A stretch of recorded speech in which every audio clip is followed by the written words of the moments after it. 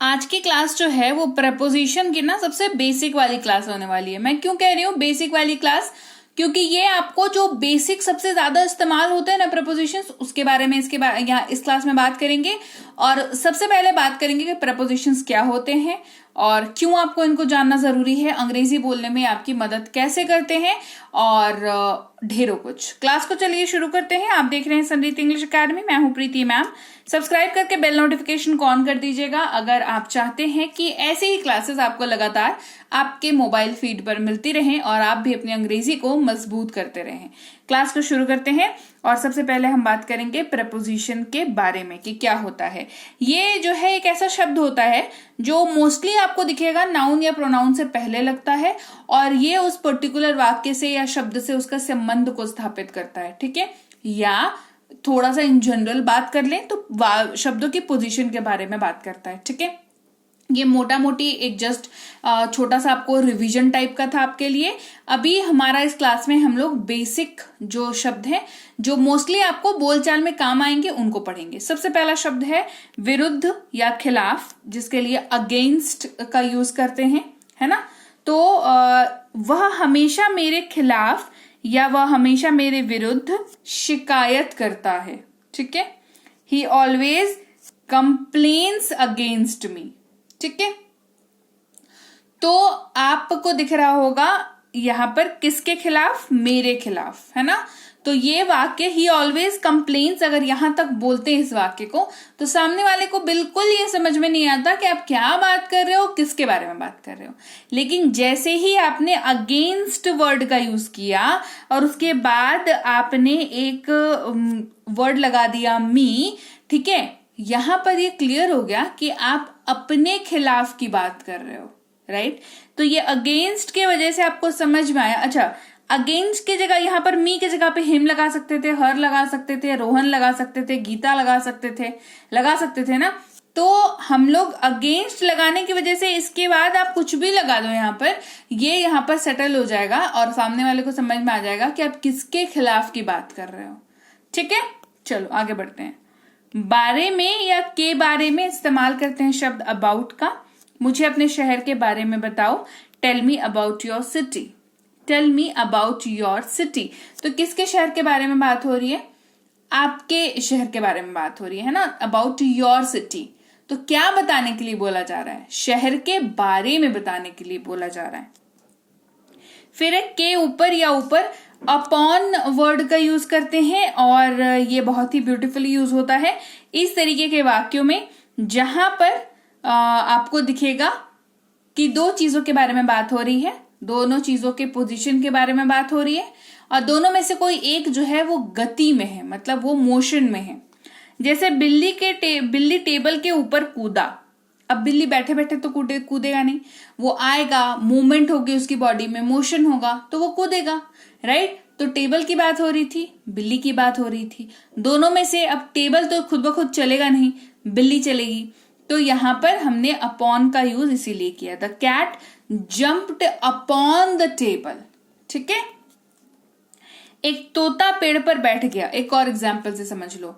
तो तोता जो है वो उड़ के आया और खड़े हुए पेड़ के ऊपर जाके बैठ गया। तो यहां पर भी पेड़ और तोते की बात हो रही है, दोनों में से कोई एक जो है वो मोशन में है, दैट इज तोता, कि वो उड़ के आया और बैठा, है ना। The parrot sat upon the tree. तो ये समझाने का मेरा मतलब क्या है, मतलब सिंपल ये है, अपॉन का इस्तेमाल जहां तहां नहीं करना है, ऐसे सिचुएशन में करना है जहां पे अपन दो चीज की बात कर रहे हैं, दोनों में से कोई एक चीज मोशन में है और वो उसके ऊपर आकर के सेटल हो रहा है, ठीक है। आगे बढ़ते हैं। बीच में या के बीच में बिटवीन वर्ड का यूज करते हैं, बहुत ही मतलब कॉमन वर्ड है जो यूज होता है और बहुत ही आसान भी है, क्योंकि इसका इस्तेमाल दो लोगों के बीच होता है, दो लोगों के बीच ही आप इसका इस्तेमाल करोगे, ठीक है।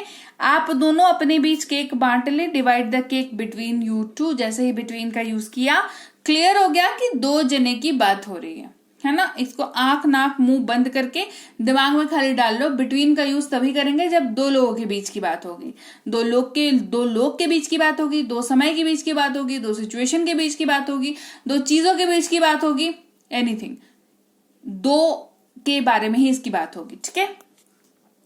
फिर नीचे या के नीचे beneath वर्ड का यूज करते हैं। चाबी मेरे तकिए के नीचे है, the keys are beneath my pillow। ठीक है, अब ये समझो इसको हम लोग अंडर माई पिल्लो हमने क्यों नहीं कहा, beneath इतना डिफिकल्ट वर्ड क्यों यूज किया। beneath का जो एक्चुअल मतलब होता है वो ये होता है, यहां पर भी दो चीजों की बात हो रही होती है और दोनों में से एक चीज दूसरे के नीचे रहती है और दोनों चीज आपस में दोनों का सरफेस कांटेक्ट में आता है। ठीक है, जैसे तकिया अगर चाबी अगर तकिए के नीचे है तो तकिया और चाबी के सरफेस में संपर्क है ना, कांटेक्ट है, तो यहां पर beneath का यूज किया।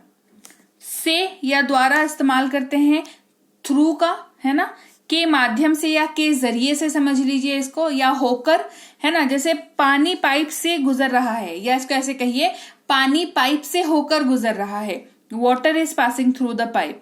तो यहाँ पर पानी जो है उसको गुजरने के लिए पाइप की जरूरत है, पानी खुद ब खुद उठ के कहीं चला नहीं जाएगा, उसको जरूरत है किसी माध्यम की। तो जब ऐसे माध्यम वाला सिचुएशन हो तो थ्रू का यूज करते हैं। फिर है पर, जिसके लिए ऑन का यूज होता है। पुस्तक मेज पर है, the book is on the table, the book is on the table. Over, ऊपर या के ऊपर का यूज करते हैं। पंखा मेरे सिर के ऊपर है, the fan is over my head, the fan is over my head. In इस्तेमाल करते हैं शब्द में का। मोना पुणे में रहती है, Mona lives in Pune. Into, में के अंदर या भीतर, इन सब के जगह पर इनटू का यूज करते हैं। इनटू को यूज करने का सिर्फ एक ही कंडीशन है कि इनटू जब भी यूज होगा, जिस भी वाक्य में जिस भी वस्तु या जिस भी व्यक्ति के लिए ये यूज हो रहा है उसके एनवायरमेंट में चेंजेस आएंगे, उसके सराउंडिंग में चेंजेस आएंगे। जैसे मेंढक कुएं में कूद गया, अगर आप ये कह रहे हो तो मेंढक पहले जमीन पर था, उसके आसपास चीजें अलग थी, अभी वो कुएं में कूद गया है तो उसके आसपास अब पानी है, राइट। तो मेंढक के आसपास का माहौल बदल गया। The frog jumped into the well, इसीलिए इसको इन द वेल नहीं, इसको इनटू द वेल कहेंगे। ठीक है, फिर है के अंदर, के भीतर या अंतर्गत इस्तेमाल करते हैं शब्द विदिन का। ऐसी सिचुएशन में जहां पर आप टाइम लिमिट कर दो, टाइम को लिमिट में बांध दो। जैसे मैं इस काम को 4 दिनों के अंदर पूरा करूंगा, I will finish this work with in 4 days। तो 4 दिन के अंदर आपने इस काम को बांध दिया, है ना, कि 4 दिन के अंदर अंदर तो पूरा हो जाएगा, है ना, न 4 से 1 कम न 1 ज्यादा, राइट। तो यहां पर विदिन का यूज करेंगे। नीचे, के नीचे या अधीन इस्तेमाल करते हैं अंडर का। बिल्ली मेज के नीचे है, the cat is under the table, the cat is under the table. तो एक दूसरे के नीचे, मतलब एक चीज दूसरे चीज के नीचे है लेकिन दोनों में कोई संपर्क नहीं है, कांटेक्ट नहीं है, वो जैसे छुपने छुपाने का काम कर रहा है, तो अंडर का यूज करेंगे। इसके अलावा अधीन वर्ड का यूज कहां पर करते हैं, जहां पे आप अपने जूनियर के बारे में बताना चाहते हैं। जैसे वो मेरे अंडर है, वो मेरे अंडर काम करता है, वो मेरे अधीन काम करता है, मेरे से जूनियर है, वो मेरे अंडर है। तो ये दोनों सिचुएशंस में इसका यूज हो जाता है। जैसे वो मेरे अधीन काम करता है, ही वर्क्स अंडर मी। का, के, की अगर आप वाक्य में यूज कर रहे हैं हिंदी में तो ऑफ का यूज करेंगे इंग्लिश में। इस फोन का कवर गुलाबी रंग का है, the cover of this phone is pink. OFF अगर हो तो इसका मतलब होता है बंद, छुट्टी, अवकाश। किसी भी जगह पर आप इसका यूज कर सकते हैं जहां पर आपका डायरेक्ट और इनडायरेक्ट मतलब जो है वो बंद होने से हो। जैसे लाइट बंद कर दो, switch off the light, switch off the light. जैसे किसी का छुट्टी होता है तो कहते हैं ना, I am of work today. Of work मतलब काम आज बंद है आपका, इसी वजह से आप ऑफ वर्क हो। ठीक है। से, फ्रॉम वर्ड का यूज करते हैं। वह दिल्ली से आया है, he has come from Delhi. के लिए इस्तेमाल करते हैं शब्द फॉर का, जैसे ये उसके लिए है, दिस इज फॉर हिम। साथ, के साथ या साथ में इस्तेमाल करते हैं शब्द विथ का।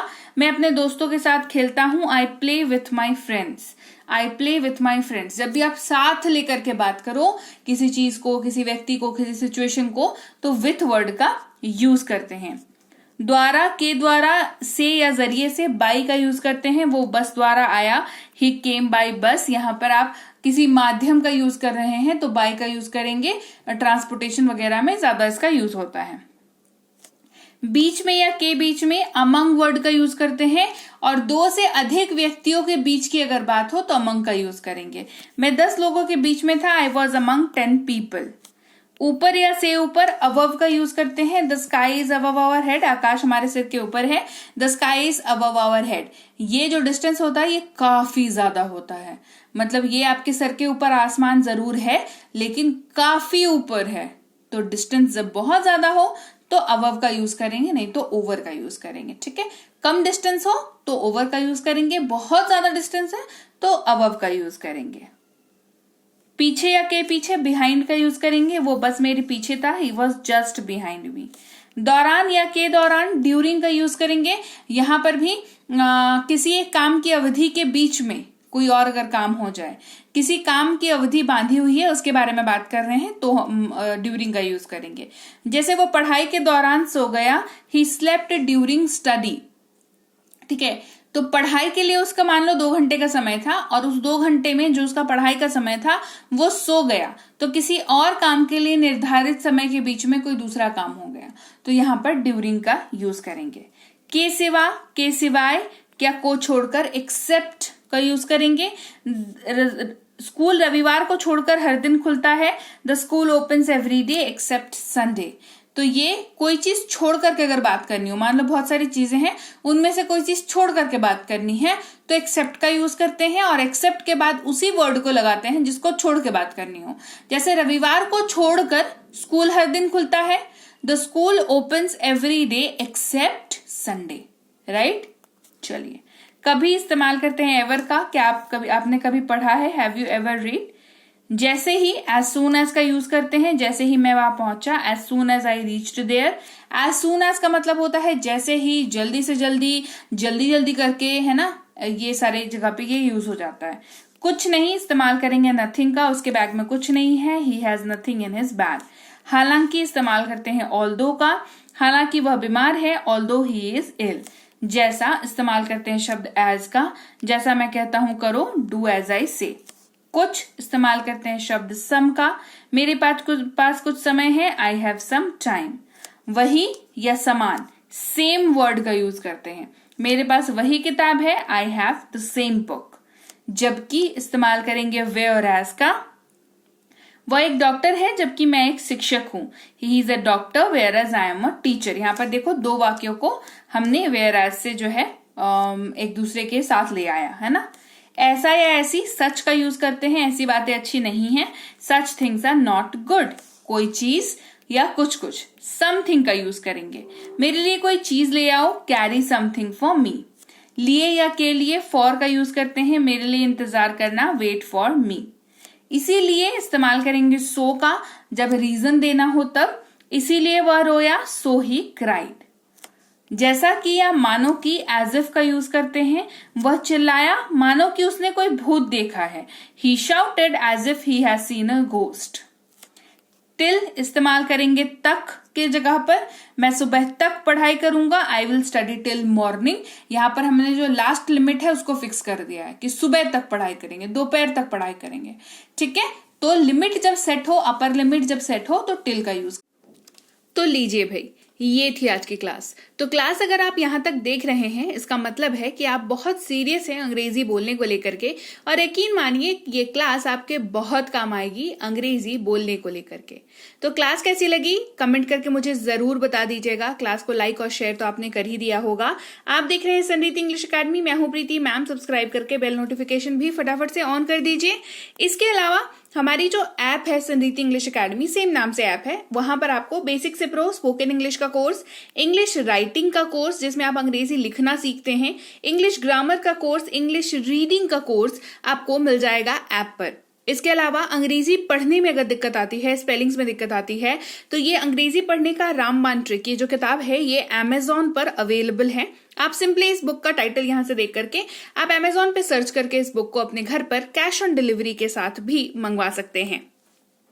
इसके अलावा अगर आपको ई बुक्स की जरूरत है, तो चाहे वो वर्ड मीनिंग की ई बुक हो, टेंसेस की हो, आपके स्पोकन इंग्लिश की हो, ग्रामर की हो, या मिनी स्पोकन इंग्लिश स्ट्रक्चर्स की हो, जो कि क्विक रिवीजन का आपको मौका देती है, क्विक समझने का आपको मौका देती है, ये सारी की सारी ई बुक्स जो है हमारी ऐप पर अवेलेबल है। ऐप में जाकर के आप इनको इजीली वहां पर ले सकते हैं। इसके अलावा हमारी क्लास, हमारी पेड क्लास या किसी भी तरीके की अंग्रेजी को लेकर के समस्या अगर आपको आ रही है तो इस नंबर पर व्हाट्सएप मैसेज करके आप हमारे साथ संपर्क कर सकते हैं, हमारे ग्रुप में जुड़ सकते हैं। और इस किताब को मंगवाने के लिए भी आप सिंपली इस नंबर पर व्हाट्सएप मैसेज करके भी इस किताब को अपने पास मंगवा सकते हैं। और हमारा ऐप कुछ ऐसा दिखता है गूगल प्ले स्टोर पर, वहां पे आपको यहाँ पर इंस्टॉल कर लेना है ऐप को अपने मोबाइल पर। इसके अलावा व्हाट्सएप का ग्रुप हमारा जरूर ज्वाइन करके रखें, रोज की फ्री क्लासेस आपको मिल जाती हैं।